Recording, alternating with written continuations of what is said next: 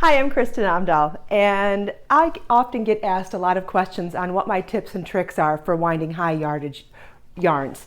And so today I wanted to show you how to wind a hank of Be So Fine, my 100% bamboo fingering weight yarn that comes in a whopping 650 yards per hank. That's a lot of yardage, and if you're only used to winding 100-yard balls of worsted weight yarn, this is definitely a completely different animal. And so today I want to show you not only how to do it, some of my tips and tricks, but I've actually brought out a couple of extra hanks just in case, because I want to make sure that I find some problem areas and show you how to do some troubleshooting. So let's get started. First, you want to let it come unraveled like that, and then you want to stick your hands inside the entire hank and give it a couple of really good snaps. Okay, and I'm going to do that several places around the hank, and so you can see I've really straightened out the lines of the yarn by doing that. So it helps get things in place, and it's a good prevention for having snags along the way. So we're going to put it onto our umbrella swift, and you want to tighten it up, not too tight so that it's hard to spin, but tight enough that it's got some tension. You want these to be tight on there. See, that looks a little loose, so I'm going to give it another little push. Okay, so you just want to slide it around and see if you can find the actual knot. So this is the knot one. It's been tied in several places around the hank, which is great for keeping it all in place, but a good start would be to grab it from the actual knot, and then you'll loosen it up all the way around. Okay, and by doing so, you'll now have your tail for beginning your hank, or beginning your the winding of your hank. Okay, so we're going to thread it through our ball winder and start cranking. One of the things that I find really important is to guide the yarn with my hand. So I crank with my right hand. Okay, so I'm cranking with my right hand and I'm guiding the yarn, letting it slide through my fingers and my thumb on my left hand. And I want to keep a steady movement, a steady tension, but do not go too fast. One of the biggest struggles that I have is with rushing, and when I rush too much, I end up getting my ball unbalanced on here, and then it goes flying across the room, and then I have to start winding from there and trying to keep it in a continual piece from the hank. And I don't know why I do it. I struggle with keeping a nice smooth tension. I'm the type of person that's always rushing. So try to be relaxed. Try to keep a nice smooth tension and a nice smooth rhythm, and so far so good. Well, what might happen as you're moving along is one of the threads might somehow stick to the other one, and it looks like you've got a knot. You don't, though. All you need to do is go over to the yarn and just sort of, here we go, got one. So it stopped. I did not pull from the ball winder. I'm going to come over here immediately and just kind of massage the threads. All they need is a little bit of encouragement to come loose. And I come back over here and I start winding again. The last thing you want to do is pull on something that has resistance. If it resists you at all, stop immediately and go over and check it out. See how I'm getting faster now? This is my problem. I need to try to slow it down a little bit. Slow and steady wins the race with ball winding, no question. And see, I'm going slowly enough that even the little bit of resistance I had right there, just the slight bit of tension was able to pull it out. I just want to find a bigger problem to show you how to handle it, because I know how tempting it is. It looks like a knot and you're like, oh my God, I've got a knot. Now I'm going to get stressed. Now I'm going to get panicked. Now I'm definitely going to use too much tension. And you start to not believe in yourself or the process. I've been there, I've done it, and I just want to give you any amount of encouragement that pulling on something that's resisting you is not the answer. That's how you will get a bird's nest and a knot of all knots. And I don't want you to do that. I want you to have fun and enjoy the process.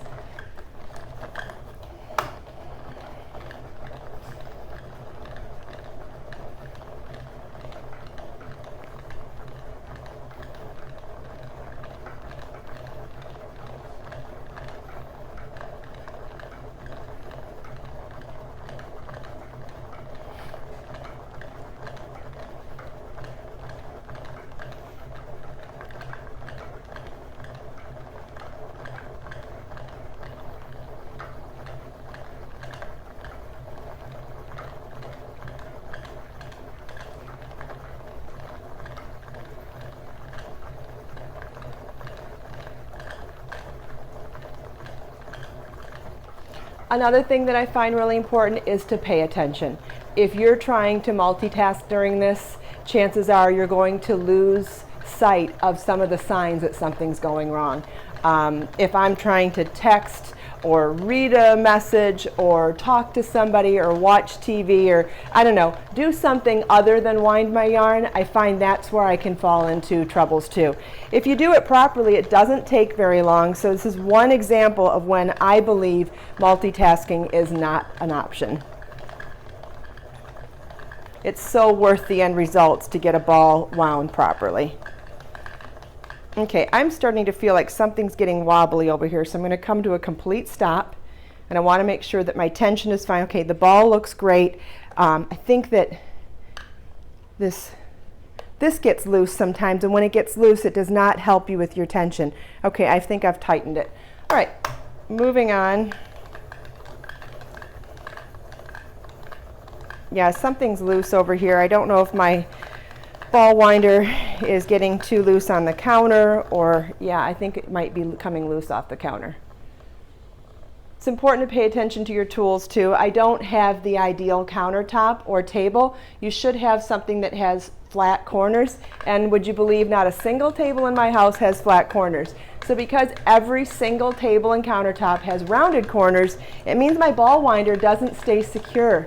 And when it doesn't stay secure, it actually throws off everything else too. So that's another thing to consider. Definitely use a squared off counter if possible. Okay, this one turned out beautiful, perfect. We've got our center pull ready to go. So I'm going to start another one to see if I can find a problem. This was sun-kissed yellow, by the way. Would make a beautiful cardigan for what I'm wearing right now. Okay, so now we'll start with Lilac Memories, and I'm going to do the exact same thing I just did. I'm going to give it a real quick snap in several areas around the hank, and I'm telling you, this is the key to getting those fibers ready to be wound. It's like they snap into place, and anything that might have been like touching each other or sticking on each other, I really think it helps. It kind of hurts my hands, but it's so worth it to not have things that are tangled. Okay, I found the knot. So I'm going to cut there. And we'll unwind it from here. And we'll pull all the ties as we go.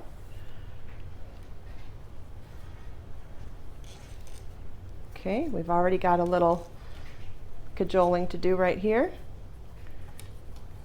I pulled the one from behind instead of the one from the front, so this is giving me a great opportunity to show you that it's not tangled, it just needs to be positioned.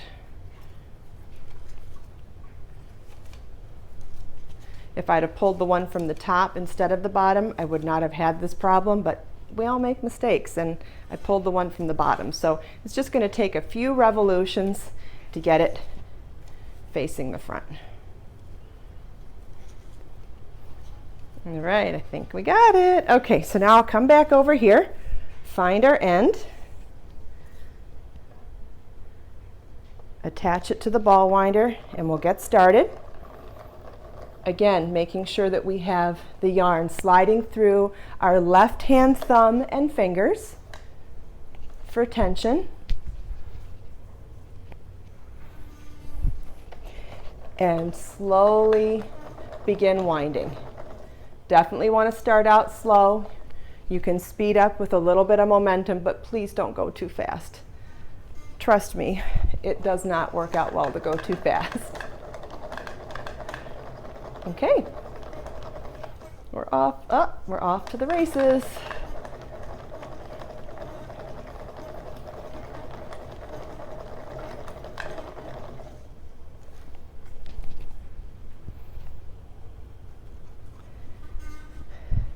$650 yards is a lot of yarn to wind at one time, and I know it may seem daunting, but I do believe the rewards are so worth it in the end if you like to do seamless projects. To do a shawl with only 2 ends to weave in, to do a a giant scarf of lace. I mean, I just love the fact that you can do one hank projects or even two hank projects. I finished a vest last week that is amazing. I haven't published the pattern yet, but it takes two hanks of Be So Fine, and it's knit, and it's one of those like drapey vests. And so it's high yardage. I think it takes 1,400 yards to make it. But guess how many ends I had to weave in for that project? Like 4. It's worth the high yardage. But the problem is you just have to know how to wind high yardage yarns to make it still a pleasure. I think I'm going too fast again. I better slow it down. It's just so tempting to speed it up. But it really doesn't take that long. You saw how long it took me to wind the yellow. It doesn't take long. You just have to see. Here we go. We've got another little hiccup. So just going to massage the fibers and we are all set. Now if I continue to pull on it, I would have created a bigger problem than what I had. The fibers were just kind of stuck to each other. Not even like a serious stick, just like a little stick. And so they just have to be kind of touched and massaged to come apart, as long as you don't put a whole lot of tension on it first. Here we go. That one didn't even need me to walk over there. But it's because I'm going slow enough that I can sense that little extra bit of tension right away. If you're going super fast, you'll end up making it tight right away. Or if you don't believe in the process and you go over there and just start pulling, you will absolutely cause a bigger problem. And I know that that seems logical, and I know that that seems tempting, so that's why I'm making this video, to really try to help you understand that that is not the way to solve a hiccup while you're winding high yardage yarns.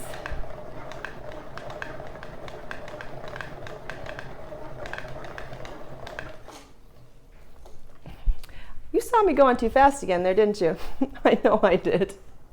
And I was just noticing it before the hiccup. Now, if I were concentrating on something else, daydreaming about something else, I may not have even noticed the signs and let that get out of control. And that's the other problem. That's why multitasking is just not recommended for this.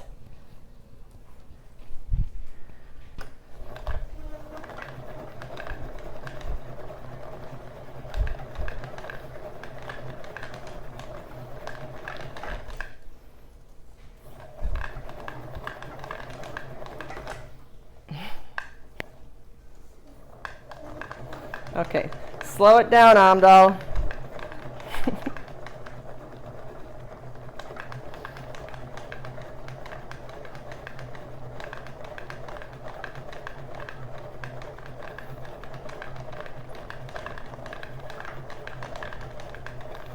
Now I'm starting to like these two colors together. I think make a really pretty color work crochet motif project to use the sun-kissed yellow and the lilac memories together. There's just not enough time in the day to design everything that I get inspired to do.